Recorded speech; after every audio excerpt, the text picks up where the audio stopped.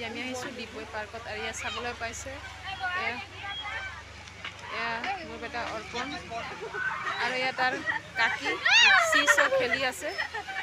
এয়া অৰ্পণ কাকি চিছ খেলি আছে।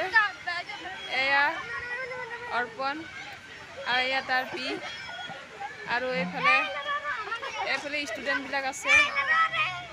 এইফালে ইহঁতে খেলিছে। তো গাইজ আজি আমি ডিগবৈ পাৰ্কত আহিছোঁ।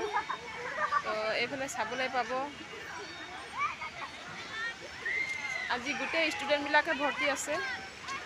চব ষ্টুডেণ্টবিলাকে আজি সিহঁতক টিচাৰসকলে লৈ আহিছে পাৰ্কত ফুৰাবলৈ। আৰু এইফালে চাওক গাইজ কেনেকৈ পানী